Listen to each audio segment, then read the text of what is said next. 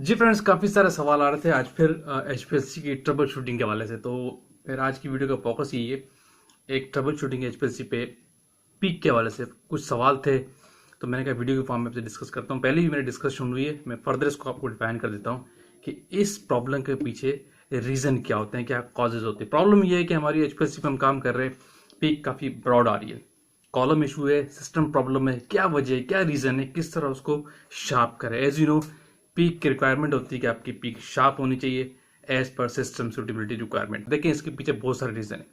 जब आपकी HPSC analysis में पीक ब्रॉड हो रही है, नंबर ऑफ कॉजेज है इस हवाले से, लेकिन मैं कुछ आपको जेन्युइन कॉजेज बताता हूँ, कुछ सिलेक्टेड रीजन बताता हूँ, 2 से 4 5, जिसकी बेस पे आप इस प्रॉब्लम को सोल्व कर सकते हैं। नंबर 1 सबसे पहला रीजन होता है पीक ब्रॉड होने के पीछे आपकी कंसंट्रेशन, यानी आपकी सैंपल की कंसंट्रेशन बहुत ज़्यादा है। याद रखिएगा, आप अपनी सैंपल की कंसंट्रेशन को डाउन करें, यानी या तो आपने जो सोल्यूशन बनाया स्टैंडर्ड का उसकी कंसंट्रेशन डाउन करें, या फिर आप जो माइक्रो लीटर ले रहे फाइनल पीपीएम्स का सोल्यूशन है, इंजेक्शन वॉल्यूम जो ले रहे वो ज़्यादा है। अगर आप इंजेक्शन वॉल्यूम को भी कम करते हैं तो आपकी यानी पीपीएम कम हो जाता है, इससे कंसंट्रेशन कम होती है और आपकी पीक शार्प होने के चांसेस बढ़ जाते हैं। रीजन नंबर 1 क्या है कि हाई कंसंट्रेशन जब आपकी होती है तो पीक ब्रॉड हो जाती है। ठीक है, अच्छा, दूसरा रीजन बड़ा टेक्निकल है, पहले मेरी बात हो चुकी है, और वो है सॉल्वेंट स्ट्रेंथ। सॉल्वेंट के हवाले से, यानी आप जो मोबाइल फेस यूज कर रहे हैं उसका बहुत बड़ा रोल है आपकी पीक ब्रॉड होने के पीछे। अब वो कैसे? सॉल्वेंट स्ट्रेंथ की जब भी जिक्र होगा, डिस्कशन होगी, तो इसमें 2 किस्म के सॉल्वेंट होते हैं, सॉल्वेंट ए और सॉल्वेंट बी। सॉल्वेंट बी जो है आपका ऑर्गेनिक फेज होता है और सॉल्वेंट ए आपका एक्वस फेज होता है। अब ऑर्गेनिक फेज में आपको पता है क्या होता है, नॉर्मल यूएचपीएससी पे यूज कर रहे होते हैं आप, मेथनॉल होता है, एसिटोनाइट्राइल होता है, ये होते हैं सॉल्वेंट बी की कैटेगरी के सॉल्वेंट। लेकिन और दूसरा होता है सॉल्वेंट ए, जब ये स्ट्रॉन्ग होते हैं, सही है, जब सॉल्वेंट ए से स्ट्रॉन्ग होगा तो पीक ब्रॉड होती है।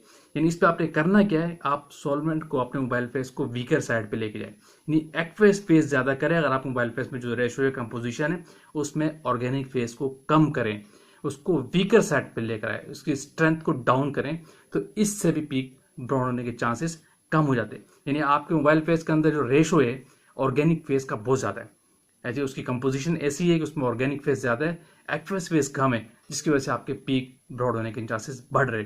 अब आप इस ऑर्गेनिक फेस को यूटिलाइज करेंगे, मिनिमाइज करेंगे, वीकर साइड पे लाएंगे, तो पीक ब्रॉड होने के चांसेस कम हो जाते हैं। अब ये इसके पीछे पूरी साइंस है, अगर इसको आप छेड़ते हैं तो डेफिनेटली फिर क्राइटेरिया डिफरेंट होता है, मेथड आपका वैलिडेशन पे जाता है, अलाउ यूएसपी पैरामीटर क्या है क्या नहीं है, वो उसका पूरी थीम अलग हो जाती है। लेकिन आप इस चीज़ को डिस्टर्ब करते हैं अपनी पीक शार्प करने के लिए, जिससे पीक आपकी शार्प हो जाती है। ठीक है, तीसरा भी पॉइंट बड़ा इंपॉर्टेंट डेफिनेटली, वो आपका एचपीएससी कॉलम है। जब आपके कॉलम की परफॉर्मेंस ही ठीक नहीं होगी तो भी चांसेस होते हैं कि आपके पीक ब्रॉड हो, या तो आपकी कॉलम बहुत ज़्यादा ओवरलोड हो चुका है। जब आपके कॉलम में बहुत ज़्यादा नंबर ऑफ इंजेक्शन लग जाते हैं, ओवरलोडेड कॉलम जो होता है वो कॉलम अपनी परफॉर्मेंस वैसी नहीं देगा, पीक शार्प कभी भी नहीं देगा। याद रखिए, जब कॉलम के थ्योरेटिकल पीरियड आप नोट किया करें, मैं हमेशा रेकमेंड करता हूँ कि इनिशियल थ्योरेटिकल पीरियड्स आप नोट किया करें।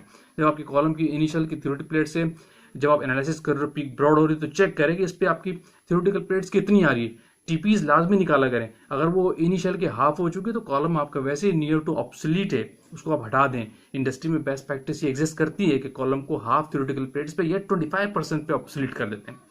तो इसलिए अगर थ्योरेटिकल पीरियड्स भी डाउन है, इसका मतलब कॉलम की एफिशिएंसी डाउन है।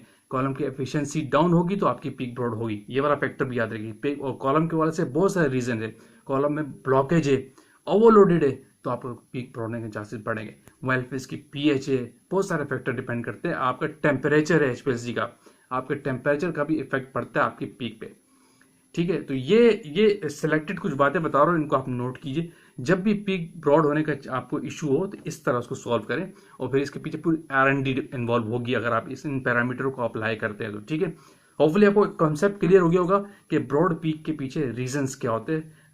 जेन्युइनली इस तरह उसको देखा जाता है, अगर पीक पे ब्रॉड पीक आ रही है तो अपने माइंड को इस तरफ ले जाया करें, चीज़ों को सोचें कि प्रॉब्लम क्या है। डेफिनेटली या तो कंसंट्रेशन हाई है, या तो आपका मोबाइल फेज है, या आपका कॉलम है। इन 3 एंगल में देखें, यहीं से प्रॉब्लम आ रहा होता है। ठीक है, वीडियो के अब एंड करते हैं। काफी सवाल थे, तो मैंने कहा इसको डिस्कस कर देते हैं। होपफुली आपको कॉन्सेप्ट क्लियर हो गया। वीडियो को आपने लाइक किया होगा तो शेयर कीजिए डेफिनेटली। मैं था सफदर खान कियानी और आप देखते मेरा channel voice of Kiyani. Channel को सब्सक्राइब लाजमी कर दीजिए लोग, एंड पे अगेन कहूंगा, ताकि इस तरह की टेक्निकल वीडियोज आप तक पहुंचती है। Thank you for watching. अल्लाह हाफिज़।